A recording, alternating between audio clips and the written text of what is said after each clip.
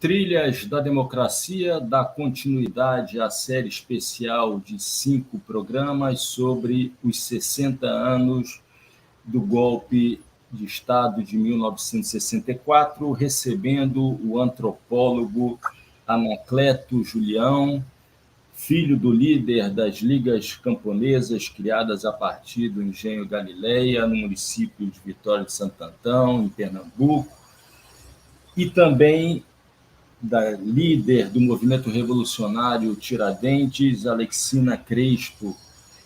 Anacleto, que teve uma experiência de exílio durante mais de 15 anos em Cuba, Chile e Suécia. Anacleto, seja muito bem-vindo ao Trilhas da Democracia. É um prazer muito grande recebê-lo depois daquela tentativa frustrada de 10 de dezembro do ano passado, quando a gente fez uma discussão com o Amparo e com o Cajá sobre a necessidade de recriação da Comissão Especial de Mortos e Desaparecidos. Seja muito bem-vindo, Anacleto. Eu é que agradeço e fico muito feliz na companhia de Amparo, de Cajá e de você, professor. É uma pequeníssima contribuição que eu gostaria de dar a essa ideia fabulosa de nós revermos o nosso passado, o golpe militar de 64, e continuar torcendo, exigindo a instalação da Comissão da Verdade e de reparações. Nos acompanham nessa conversa com Anacleto Julião, Amparo Araújo, ex-militante da Ação Libertadora Nacional e fundadora do movimento Tortura Nunca Mais. Amparo, seja muito bem-vinda, é um prazer recebê-la de novo para participar dessa conversa com Anacleto.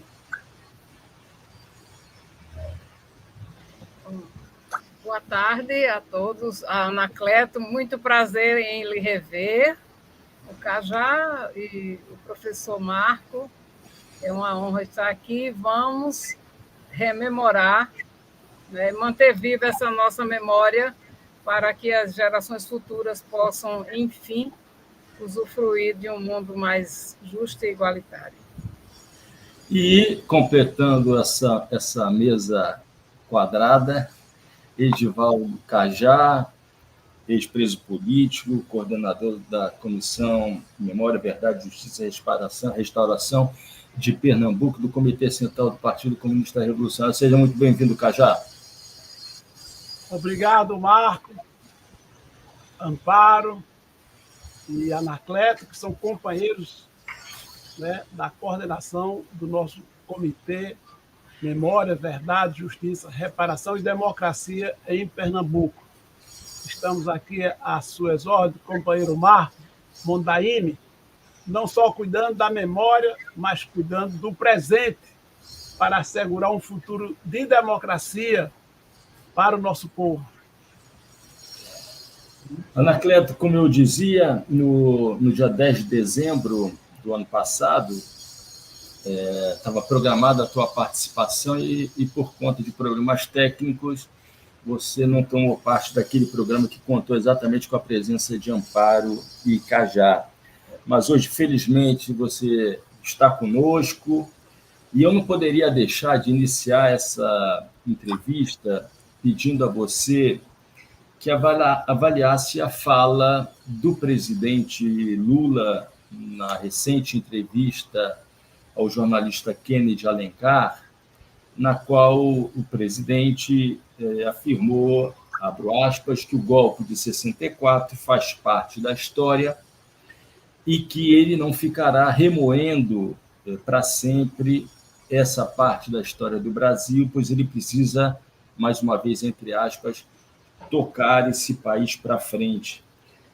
Anacleto, por favor, como é para você que viveu, como eu disse, mais de 15 anos da condenação eterna que é o exílio político? Essa frase é uma frase tua, né?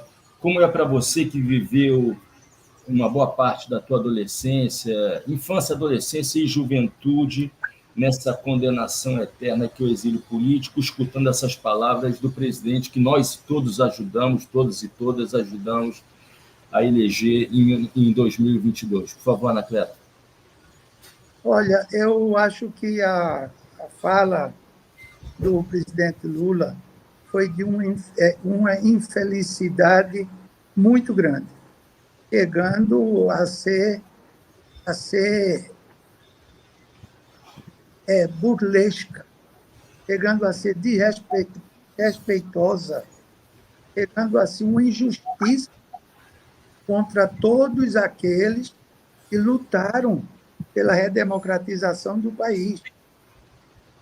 Muitos e muitos morreram, foram torturados, corpos desaparecidos. Eu acho que ele estava num momento não sei, de alguma coisa errada deu na cabeça de Lula. E não é a primeira vez que isso acontece.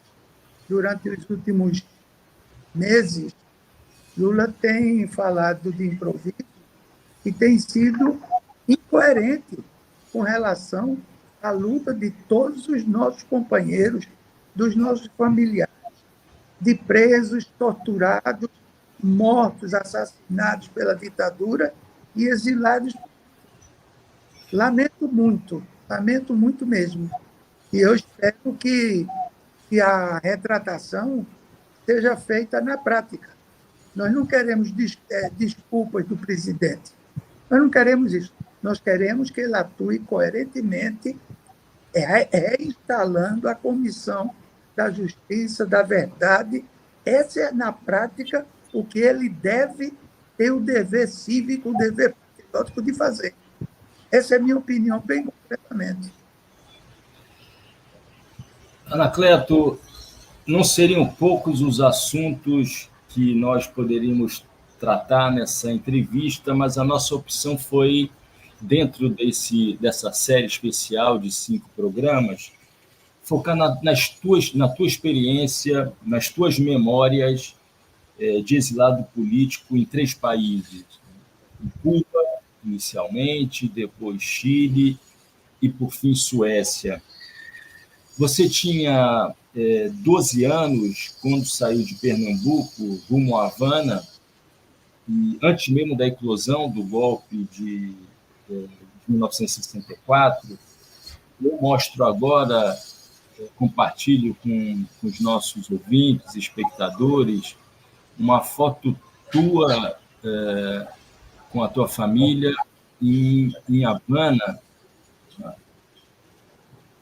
presença do teu pai, Francisco Julião, e eu gostaria de que tu expusesse quais foram as circunstâncias que levaram à tua saída do Brasil, de Pernambuco, né, antes mesmo da eclosão do golpe de 64.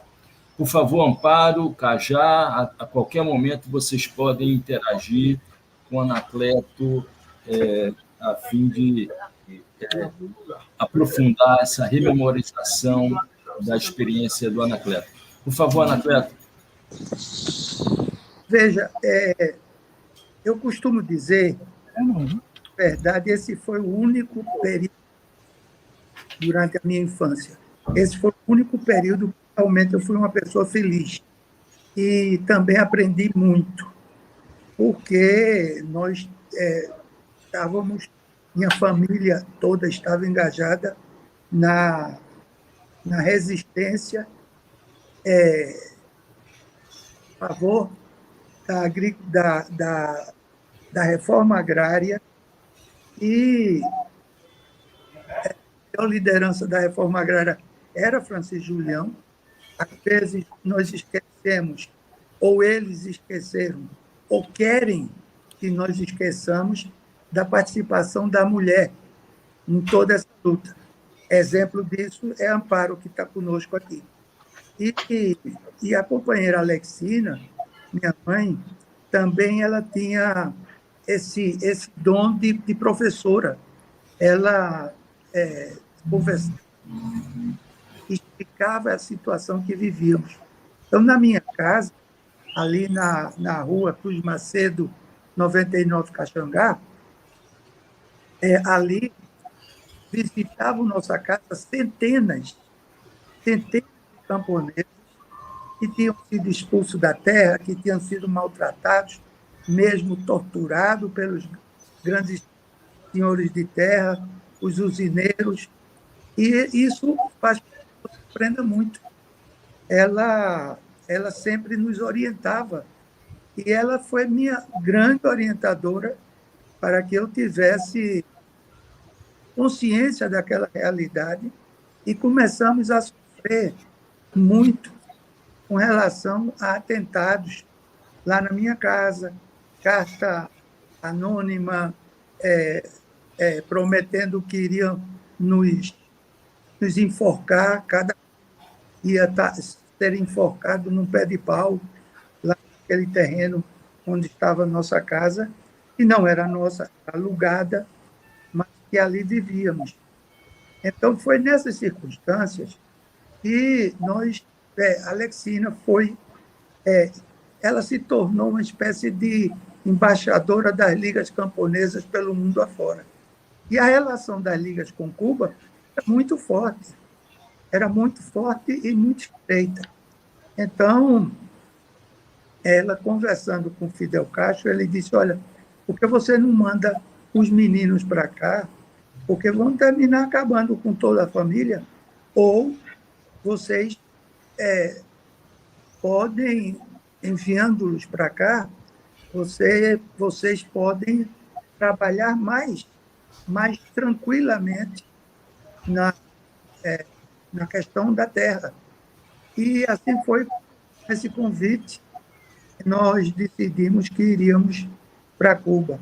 E digo nós porque a Alexina nos chamou, nos explicou do que se tratava esse convite e o que iríamos fazer lá.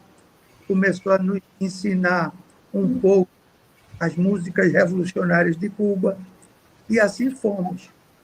Posteriormente, nós viemos passar férias no Brasil, e até aí eu considero que nós éramos exilados políticos por ameaças que o Estado não podia nos proteger. É dizer que eu fui uma criança exilada aos 12 anos de idade. Porém, ainda viajamos com o passaporte, com os nossos passaportes, quando eclodiu o golpe civil-militar de 1964, fazendo com que nós tivéssemos que permanecer em Cuba por 9 anos. E aí sim, sem passaporte, fomos à Embaixada da Suíça, que representava os interesses do governo brasileiro, da ditadura em Cuba, e nos negaram, nos classificaram como pessoas não gratas e que aconselhavam nós não voltar para o Brasil, porque seguramente seríamos presos de imediato. Então, eu posso dizer dessas circunstâncias. Na fotografia que você mostrou, eu queria ver se você colocava aí. Primeiro, eu queria saber se Amparo o Cajá tem alguma observação a fazer da minha exposição anterior. Está perfeita. Está perfeita. Bem, como vocês Você poderia apresentar os presentes aí nessa foto? Sim, sim. Veja, Julião foi nos deixar em Cuba. Nós fomos, depois das férias, nós fomos para Cuba. Essa rádio que você vê aí foi um presente de Célia Sánchez, uma das guerrilheiras e comandante e presidenta da Federação de Mulheres de Cuba.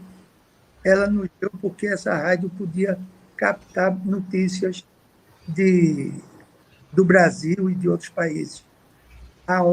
Eu sou aquele que está com o boné preto. Ao meu lado direito, está a Nataílde, que era a nossa irmã mais velha.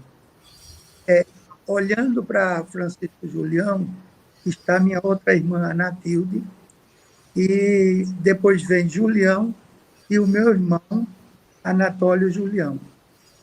Essa pessoa que está detrás de Anatólio era um grande amigo nosso, e nós brincávamos juntos na nossa infância.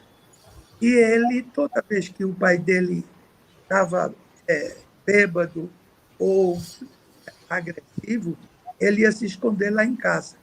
Então, ele se tornou uma amizade muito forte e foi um pedido de Anatólio para que ele fosse para Cuba conosco. E assim foi feito. E, por último, ele se chama Luiz Albino. Tá? Eu ainda mantenho contato, é como um irmão nosso, porque vivíamos todos juntos lá em Cuba. Sentado na cadeira, a minha direita está o Isaac Pedro Teixeira, que foi o filho que Julião disse a Elizabeth que escolhesse um dos filhos para ir para Cuba, porque eles estavam ameaçados.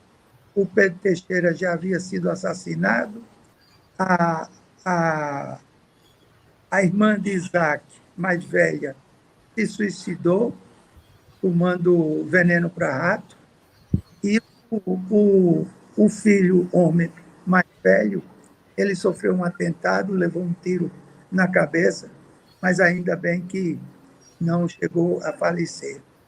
E a história das ligas de Sapé, da Paraíba, todos nós conhecemos muito bem. Então, todos nós éramos todos irmãos de infância. E aí ficamos, a partir dali também em Cuba, e todos considerados exilados políticos. Eu particularmente, meu irmão e minha irmã mais velha, fomos, depois de 9 anos de Cuba, nós fomos para o Chile, quando o presidente Salvador Allende, que tinha uma relação realmente muito importante na vida de Julião e na nossa vida. Ele foi eleito presidente da República, então nós acreditamos que seria o momento de, através do Chile, voltar para o Brasil, seja de forma clandestina, ou seja, de forma legal. Anacleto, antes de chegar ao Chile, antes da saída de Cuba para o Chile, nesse momento, o teu pai, Francisco, se encontrava exilado no México, é isso? Sim, a partir de 66, foi a partir de 66 que conseguiu um habeas corpus através do grande advogado, o Sobral Pinto, que o defendeu, e ele foi solto momentaneamente, com a condição de ele sair do país em 24 ou 48 horas depois da soltura dele. E foi assim como ele foi para o México. Ele achou que o México tinha uma tradição de receber exilados da América Latina, e ele foi para o México. E nós fomos para o Chile. E lá nós tentamos não usufruir da amizade ou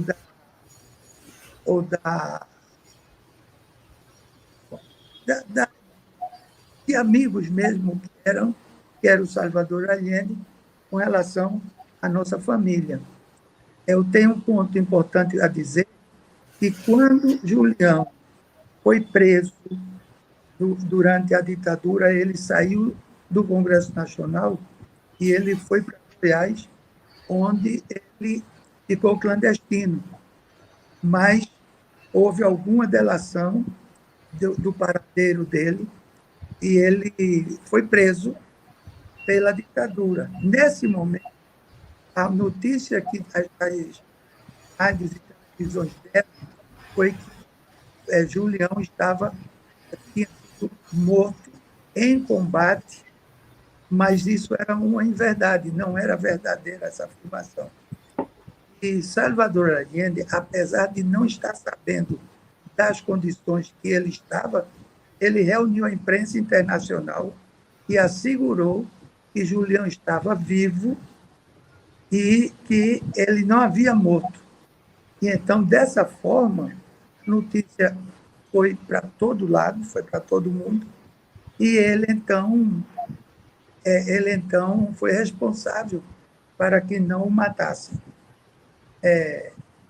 Isso foi algo muito importante na nossa vida.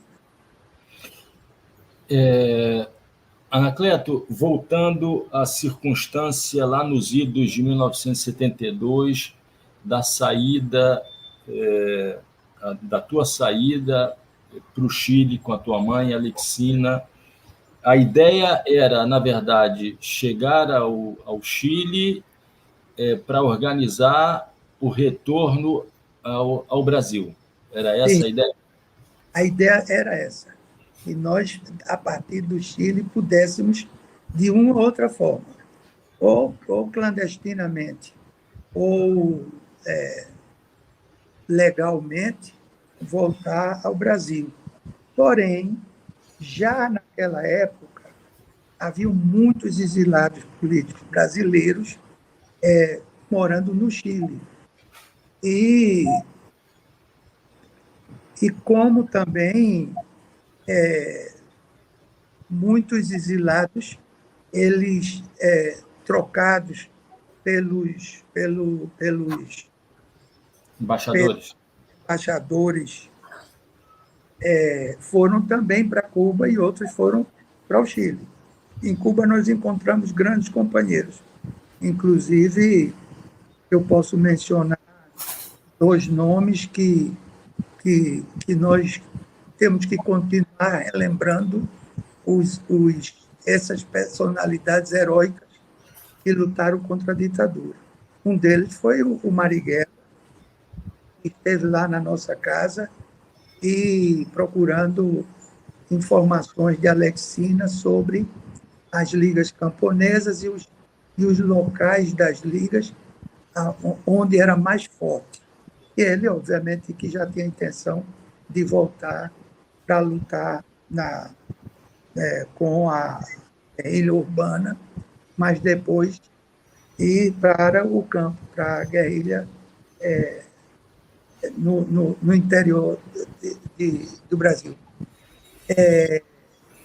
E outra personalidade que nos ensinou também muito foi o Betinho Souza.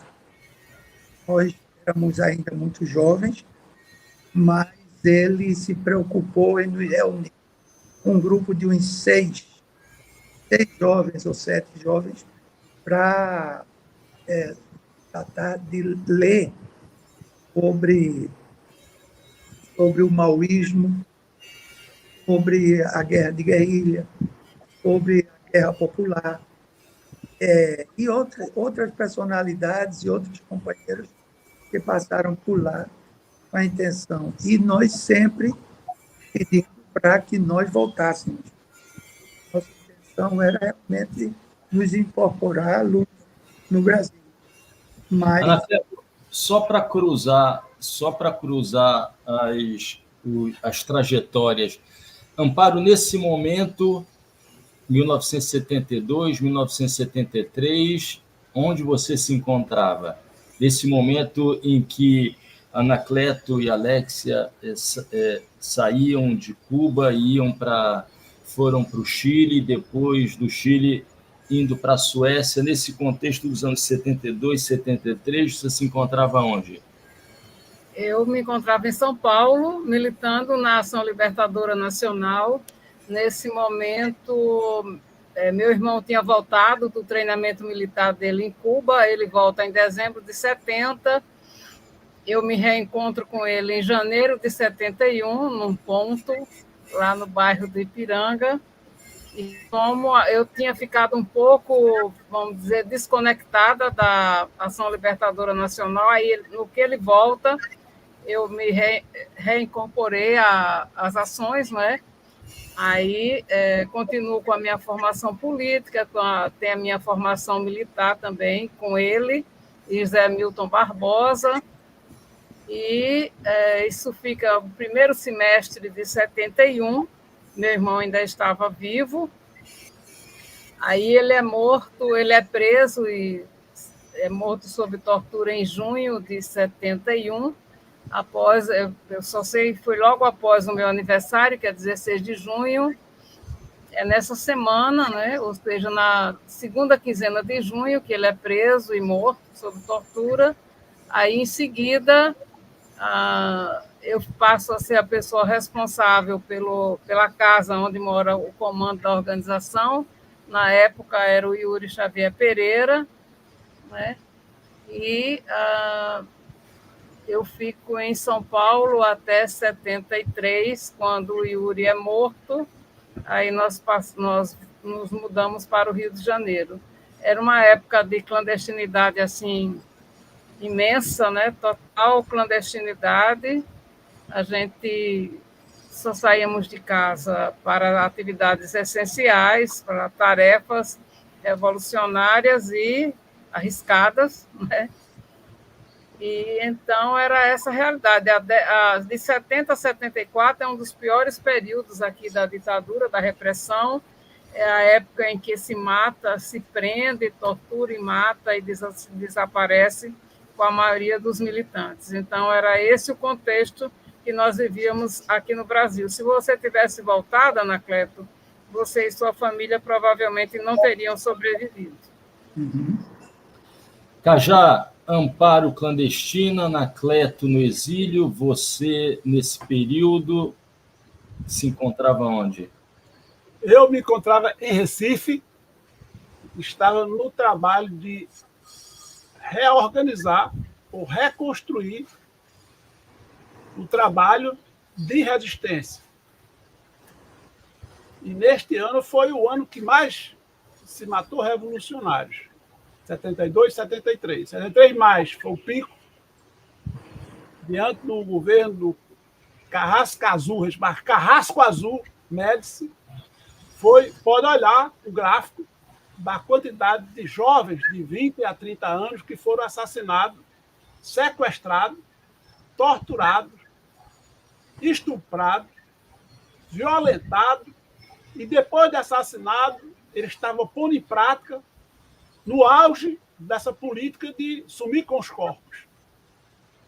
Ou jogando no mar, ou queimando na fornalha da usina, ou em covas anônimas, em cemitérios anônimos. E então, aqui em Pernambuco, nós vamos dizer assim, estavam crescendo o trabalho de massa, retomando o trabalho de massa. Eu estava dentro do ginásio pernambucano, reorganizamos o Grêmio e o batizamos de Jonas José, que havia sido assassinado em 64, a primeira pessoa que foi assassinada pelo golpe foi o Jonas e o Ivan. E denominamos o Grêmio Livre Jonas José. Fiz parte dessa gestão, organizando, encabeçando essa gestão, com ameaça de todo tipo. E foi também nesse ano que eu fui procurado por Ivan Teófilo, que era um padre jovem, cearense, muito combativo e muito amigo de Doeldo. Eu fui procurado para me incorporar nesse trabalho de reconstrução na juventude de um trabalho que havia sofrido uma grande perda, que foi o assassinato do padre Henrique, em maio de 69. E as tentativas de Doelto para recomeçar esse trabalho terminavam sempre não indo adiante, porque muito jovem era ameaçado, tinha medo e não retomava, não voltava mais pelos telefonemas anônimos. Então, aí o padre Ivan perguntou se eu me disporia a fazer. Eu digo, mas qual é o trabalho? Se é aquilo que você já faz a nível do GP e a gente quer universalizar essa experiência com outras escolas, com outros grupos de jovens de bairro, pode partir do evangelho, pode partir do exemplo de vida, da juventude, das esperanças, porque, por um lado, tinha a violência assassinando o jovem, por outro lado, havia também as drogas estavam entrando fundo nesse período e muitos jovens eram ali, quer dizer, ganho para trabalhar nessa área de risco profundo. Muitos jovens eram assassinados entre 15 e 20 anos. Então, não tinha muitas saídas. E é aí que eu entro de cheio nesse trabalho e terminei conhecendo Doelto em 73, quando assassinaram vários companheiros com quem eu lutava, em Manuel Lisboa, para levar ele a possibilidade de denúncia para ver se eles não eram mortos e depois dito que foi morto em combate, em açaí, etc. Então, foi um ano dificílimo, eu diria. Mas, para mim, pessoalmente, foi de muita esperança, porque deu um passo adiante numa área difícil e absolutamente legal, um trabalho legal de massas. E trabalhava no banco. Eu era um bancário, durante o dia, à noite no ginásio pernambucano, nos finais de semana em reunião de formação política, de aglutinação dos jovens, de novos grêmios, etc. Cajá, então, amparo clandestina, você no trabalho de reorganização e Anacleto no Chile, com a perspectiva de reentrada no Brasil. Só que acontece em 11 de setembro de 1973, o golpe contra o presidente Salvador Allende, e aí vocês tomam o caminho da Suécia, e eu gostaria, então, Anacleto, que você dissesse como é que se deu esse momento imediatamente posterior ao 11 de setembro, ao bombardeio, trágico bombardeio e assassinato do presidente Salvador Allende, o bombardeio do Palácio La Moneda. Como é que se deu esse momento de fuga do Chile? Por favor, Anacleto. Primeiro eu vou dizer que exatamente pela descrição que fez Amparo e Cajá, é que nós nos encontramos com alguns brasileiros no Chile, exilados, e fizemos parte de uma associação de exilados brasileiros, de outras pessoas que eram muito influentes à época, e que fazíamos uma vaquinha para ajudar aqueles companheiros que estavam realmente passando necessidade lá no Chile. E foram eles que nos avisaram ou nos abriram os olhos ao que dizia tanto Amparo quanto Cajá. E, por essa razão, nós permanecemos no Chile por aproximadamente 3 anos, pode-se dizer. E com o golpe militar, antes mesmo, houve um movimento, uma tentativa de golpe fracassada, 6 meses, talvez antes do golpe mesmo em si. E nós, a partir daquele momento, me incorporei a um grupo de jovens do MAPO, é um movimento popular, e começamos a fazer nossos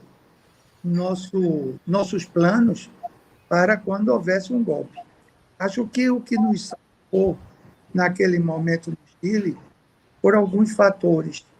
Primeiro, o de resistir, mas ter visão de que realmente o golpe teria triunfado. E, para tal, a companheira Alexina, ela havia alugado num bairro popular, bairro bem popular mesmo, havia alugado não é nem de casa, mas é como se fosse uma pequena casa agregada à casa onde essa mulher alugou esse ponto, chamemos assim, o que era realmente um ponto de encontro caso houvesse o golpe. E nesse lugar, ela não permitia, e nos alertou para isso, não permitia que fossem amigos nossos ou pessoas qualquer que fosse, ela se mantinha lá com morando ali, e se houvesse qualquer coisa que nós não pudéssemos resistir, iríamos todos nos encontrar ali. E foi esse fator também. Outro fator foi que eu viajei poucos dias, bem poucos dias antes de se dar o golpe militar, eu viajei para o sul do Chile com a perspectiva, com a possibilidade de trazer armas para esse grupo de jovens. E quando estava no sul, aconteceu o golpe, eu fui até a casa, fui com um amigo meu, um vizinho, queria muito visitar o sul, e serviu como uma espécie de escudo.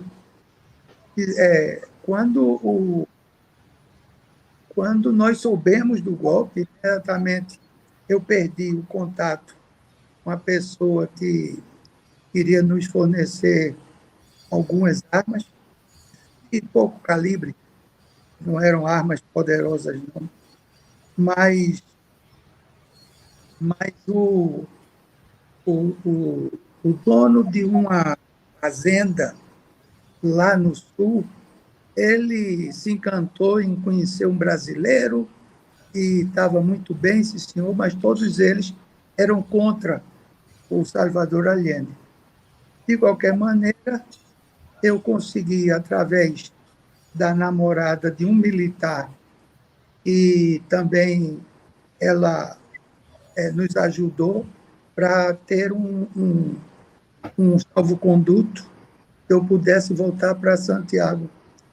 E assim fiz, de forma resumida, não sei, passei alguns momentos de tensão, mas consegui voltar para Santiago, onde fui para esse ponto de encontro nosso com a Alexina. Mas antes disso, eu estive na Embaixada do Panamá. Eu consegui isso através de um grande companheiro brasileiro que trabalhava para as Nações Unidas. Era Alaor Passos, e ele com o seu carro, foi quem nos levou para que nós entrássemos na Embaixada do Panamá, e, na verdade, era uma casa entupida de gente, e que essa casa, ela era... que o proprietário dessa casa era brasileiro, como é o nome dele, meu Deus?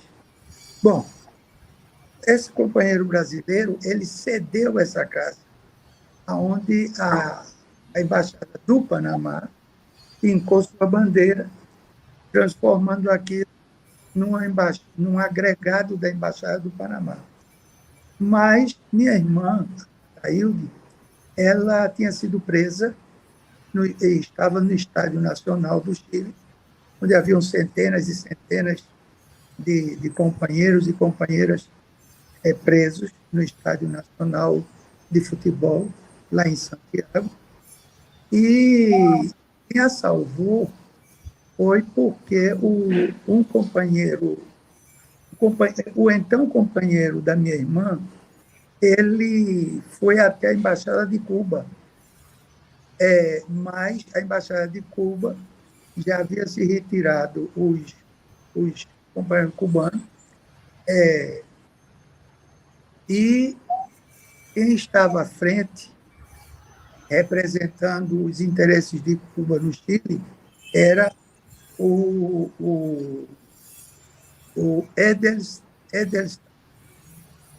Harold Edelstam, que era o embaixador da Suécia no Chile. E foi por intermédio dele que vocês conseguiram o asilo na Suécia. Exatamente. Foi ele quem nos levou para a Embaixada Cubana, organizou um voo, não só nosso, mas também um voo da linha aérea sueca, e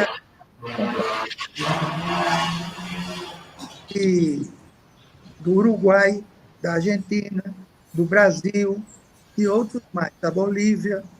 E esse avião foi pousar lá no aeroporto sueco, em Estocolmo, onde permanecemos naquele país durante 7 anos. E é nesse momento, Anacleto, que eu compartilho aqui com os nossos espectadores uma foto sua ao lado de Francisco Julião, na Suécia. Exatamente. Ele foi nos visitar na Suécia quando ele estava de viagem para ir a Portugal, onde aconteceu o encontro de brasileiros no exílio e brasileiros vindos do Brasil para a formação do partido político, do Partido Trabalhista Brasileiro, para que nós voltássemos, pelo menos de forma organizada, com um projeto de redemocratização do país. Então, ele foi. Em princípio, não permitiram a entrada dele em Portugal, mas com a ajuda do então primeiro-ministro português, Mário Soares, o primeiro-ministro de Portugal.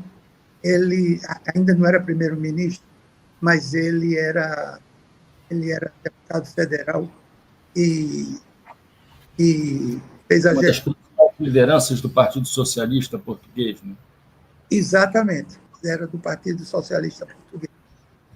E, então, eu não pude ir a esse encontro. Quem nos representou foi a Nataílde, representando o grupo de exilados políticos da Suécia. Então, nos representou Julião e a Nataílde de Paula. E, Anacleto, a gente já está chegando no último quarto do programa. Eu te perguntaria como se deu essa passagem do ambiente latino-americano, não é? O exílio em Cuba, o exílio no Chile, para o exílio em terras gélidas na Suécia. Esses anos do exílio na Suécia foram mais sofridos, se é possível fazer essa pergunta, né? Foram mais sofridos do que o período anterior? As expectativas em relação ao retorno ao Brasil na Suécia? Eu diria o seguinte, que em cada país nós sofremos principalmente pela falta da nossa cultura, das nossas raízes, da nossa comida, em todos eles. Apesar de que, por exemplo, em Cuba, a comida e a alegria do cubano é contagiante e bem parecida à nossa. O cubano ele se parece um tanto com os baianos.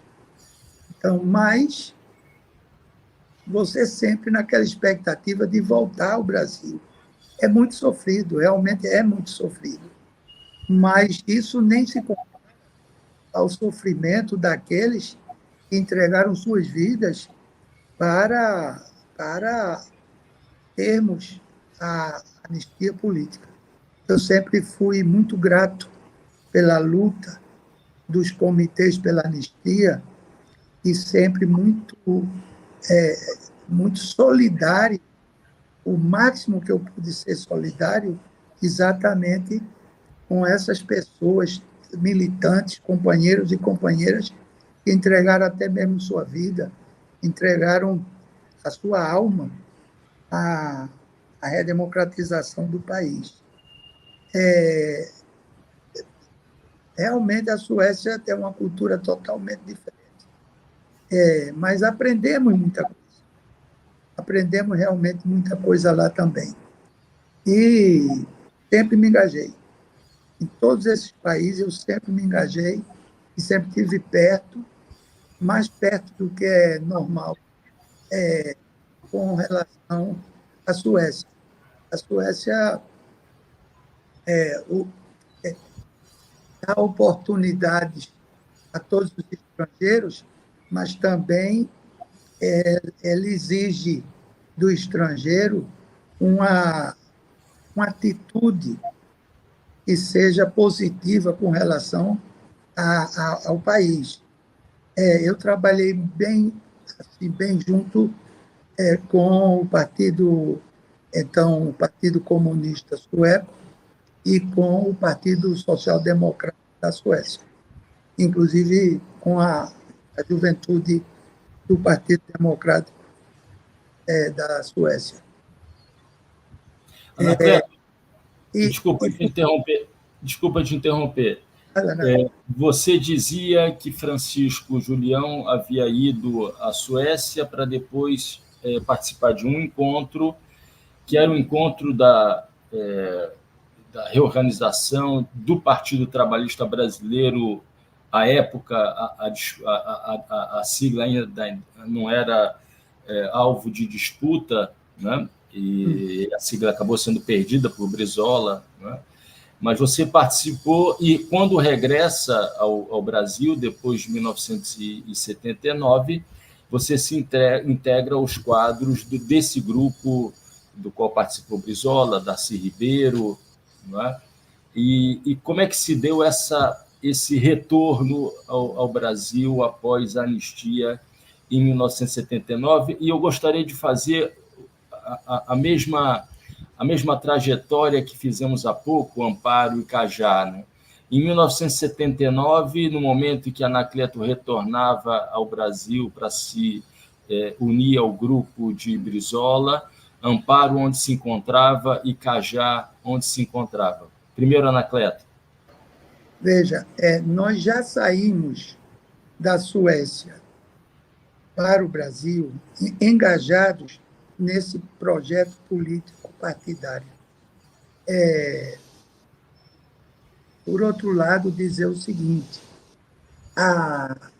e para fazer um resumo de todo minhas exposições, dizer o seguinte, eu já disse em outras ocasiões, o exílio é uma condenação eterna, e vou explicar por quê.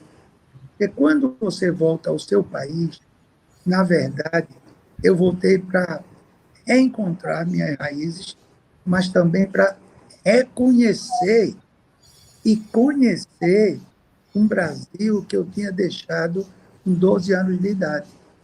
Não é fácil, porque quando você volta, você já não encontra aquilo que você deixou depois de tantos anos. Foram 18 anos fora do país. E, na verdade, quando você volta, você vai relembrando algumas coisas muito simples. Quando eu cheguei, me recebeu a família, alguns companheiros, que bom, já cheguei aqui, que legal, bom. Pegamos o carro e fomos por uma avenida que desembocava exatamente na praia de Boa Viagem. Ali estava tudo legal, a gente rindo e conversando, mas quando eu vi um pé de coco, entendeu? Quando eu vi um pé de coco, me veio a lembrança os anos da minha infância. Realmente aí eu não consegui conter a emoção e chorei bastante, desabafando. São coisas assim. Minha irmã, por exemplo, caiu no choro quando deu uma mordida numa tapioca que ela comprou na rua de Recife. Ela mordeu a tapioca e desabafou num choro tremendo. São sentimentos muito fortes. Por isso é que, quando você chega e não encontra, meus avós haviam já falecido, tinham muitos familiares que eu nem conhecia, tinham nascido depois, e outros tinham morrido. Então, é trágico, para repetir, é trágica toda a nossa existência lutando por essa causa da reforma agrária, causa pela educação, a causa pelas mulheres, importantíssimo isso também. E hoje, depois de tantos anos aqui, de volta, é que eu me sinto ainda mais decidido a continuar nessa luta, e sou um brasileiro socialista até o último suspiro. É isso. Anacleto, antes de voltar para fazer uma última pergunta sobre o Memorial Francisco Julião, eu gostaria de ouvir Amparo e Cajá, onde vocês se encontravam nesse momento que Anacleto retornava ao Brasil. Anacleto, se você puder levantar um pouquinho a câmera, está cortando já o teu... Aí, perfeito. Perfeito. Amparo. Bom, em 1974, praticamente só tínhamos 3 ou 4 pessoas da LN vivos no Rio de Janeiro, entre Rio de Janeiro e São Paulo. Aí a gente fica ali naquela estratégia, nos recusamos a ir embora do Brasil, depois a gente analisa e vê que foi uma atitude suicida, mas foi o momento, foi a decisão que eu e meus outros 2 companheiros tomamos na época. Aí, em 77, a gente percebe que está sendo seguido, né? Foi naquela época em que Silvio Frota pensou em dar o golpe e tal. Nós éramos alvos assim preferenciais, né? Para qualquer barbaridade que eles fizessem, eles poderiam jogar a responsabilidade em nós. Então, nós voltamos por orientação do grande advogado Modesto da Silveira, nós voltamos para as nossas famílias. Aí, em 78, concluo o meu 2º grau e faço vestibular, entro na universidade em 79, né? Aí, nessa época, eu também já comecei a participar do movimento pela anistia, aqui no Comitê Brasileiro pela Anistia, que na época era ancorado, vamos dizer assim, pelo MDB à época.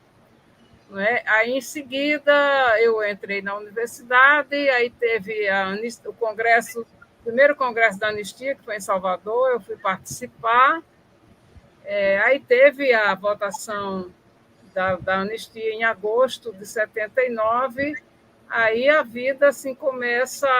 É uma situação de semi-clandestinidade, porque nem éramos totalmente legais, nem éramos totalmente clandestinos, porque estava em processo a anistia, mas ainda tinha processos judiciais pendentes, né? E assim foi a retomada da vida e a fundação, mas o Tortura Nunca Mais já é lá para 82. Então, a Anacleto estava... Eu devo ter ido, a Anacleto, te recepcionar no aeroporto. Nós fazíamos, assim, o Comitê da Anistia, nós tínhamos grupos que íamos receber os exilados que estavam voltando. Eu me lembro de muitos, eu acredito que com certeza eu estava lá também, junto com a turma do Comitê Brasileiro pela Anistia aqui. Me lembro da volta de Bruno Maranhão, né? E assim a gente foi retomando a luta política, que nunca tinha parado, mas a gente tinha passado um tempo de extrema dificuldade entre a transição, né, da clandestinidade para a legalidade. Aí eu entro na universidade em 79 e eu concluo meu curso universitário em 83. É mais ou menos a minha contemporaneidade. Eu devo ter cruzado com você e sua família em muitas ocasiões, Anacleto, porque estávamos todos na mesma situação de volta, né? De retomada. E, infelizmente, caiu a conexão de Anacleto, tomara que volte até o encerramento do programa. Cajá, onde você se encontrava nesse momento em que Amparo ia aos aeroportos receber os exilados que retornavam ao Brasil, e Anacleto era um desses exilados que voltavam ao país?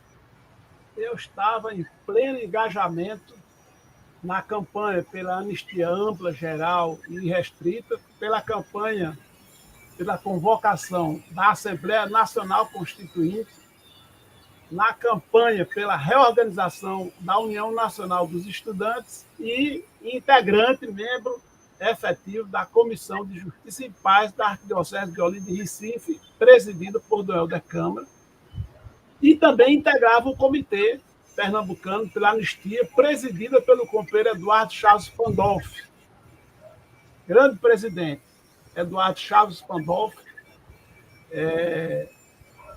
E nesse crescer de campanha, de arregimentar novas pessoas, né, de denunciar o nome dos nossos mortos, desaparecidos, de ressurgir a cultura de resistência, a poesia, as edições de Bertoldo Brecht, o crescimento da livraria Livro 7, de Tarcísio, começou toda uma movimentação no espírito de crescer o movimento popular, a propaganda pelo socialismo, quer dizer, a denúncia com o objetivo de isolar o fascismo no nosso país, e é exatamente no auge dessa campanha que eu fui sequestrado, torturado e preso, encarcerado, para delatar os companheiros, para delatar o meu partido, para delatar a resistência que havia no MDB, a resistência que havia na igreja preferencial pelos pobres, e eu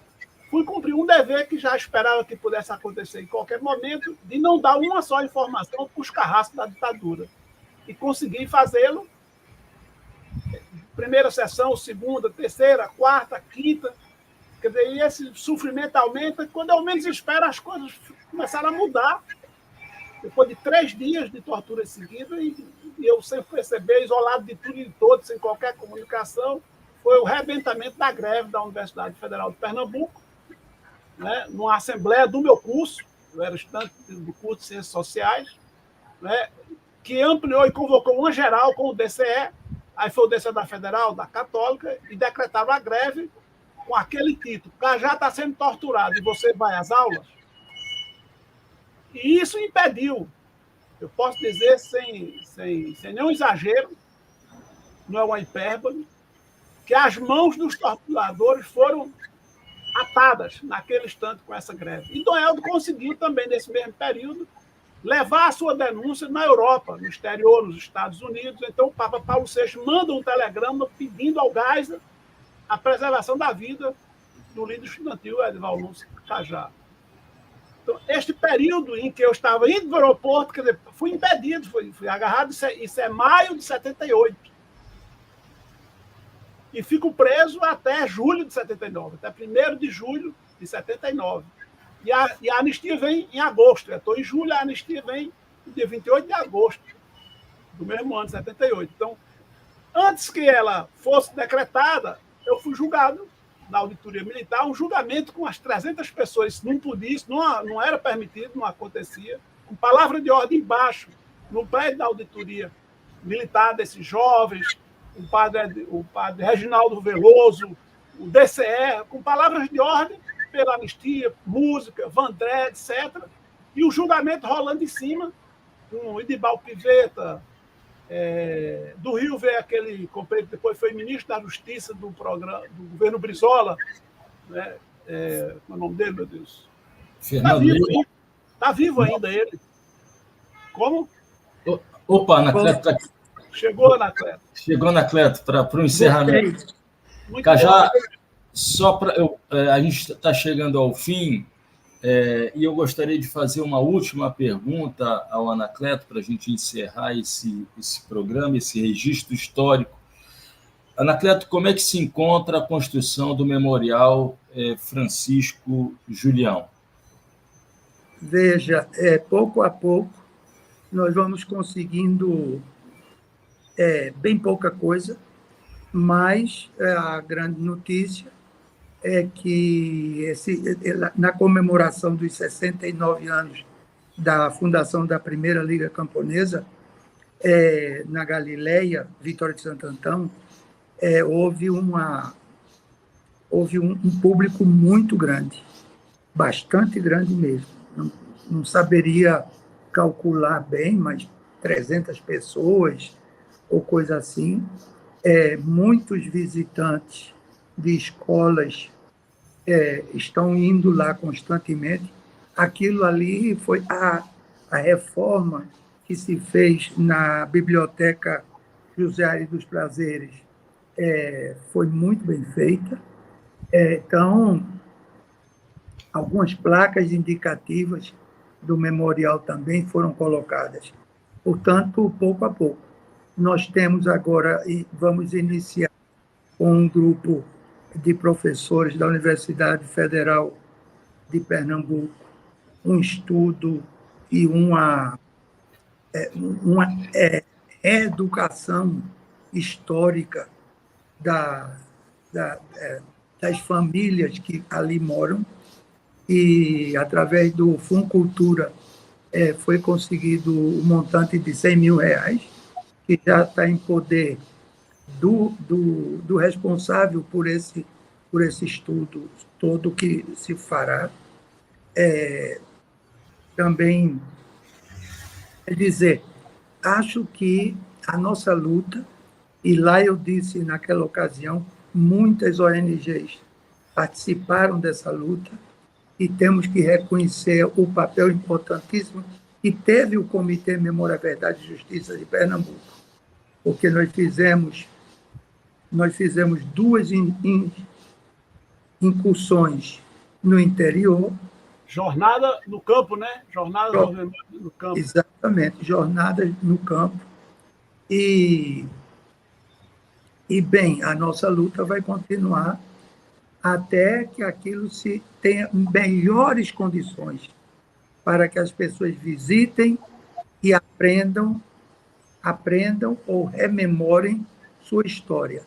Porque se não estudarmos e termos presente a história do passado, de luta dos nossos compatriotas pelo Brasil melhor, pelo Brasil democrático, pelo Brasil socialista, eu acho que nós não alcançaríamos o que nós alcançamos até aqui.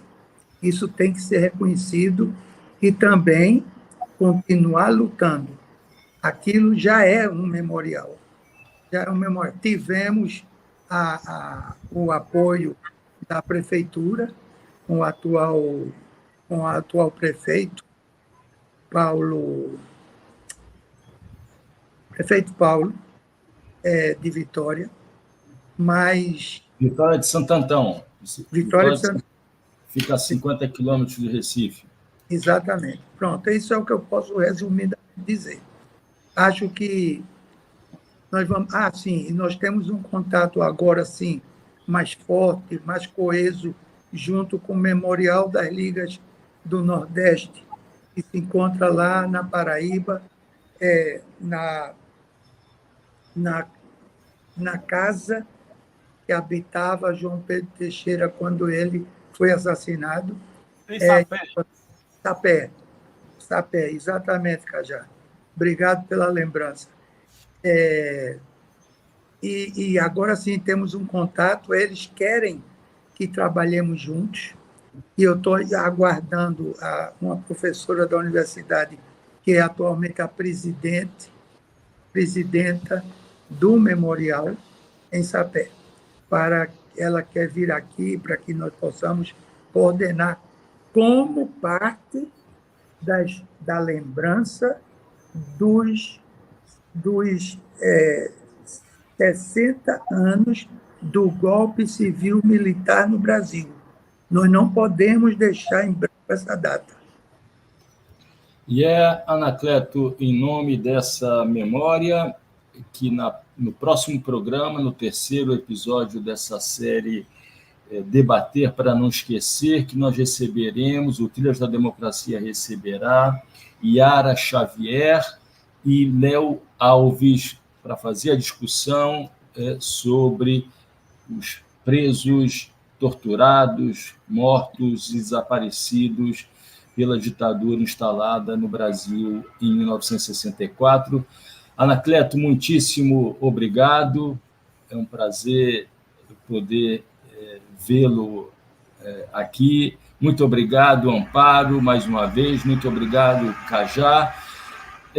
E, Anacleto, você fica com as últimas palavras, a última saudação para a gente finalizar, dar o ponto final desse programa de hoje. Por favor, Anacleto. Eu diria de forma muito concreta, vamos continuar lutando não só pelo futuro do Brasil, pelo presente, mas também pelo passado. Povo que não tem sua história escrita verdadeiramente, e principalmente por aqueles que perderam a batalha armada, mas que ganharam a batalha da conscientização dos nossos jovens, da nossa população. Viva o socialismo! Um dia nós chegaremos lá. E o Trilhas da Democracia fica por aqui, voltando na próxima semana. Até lá!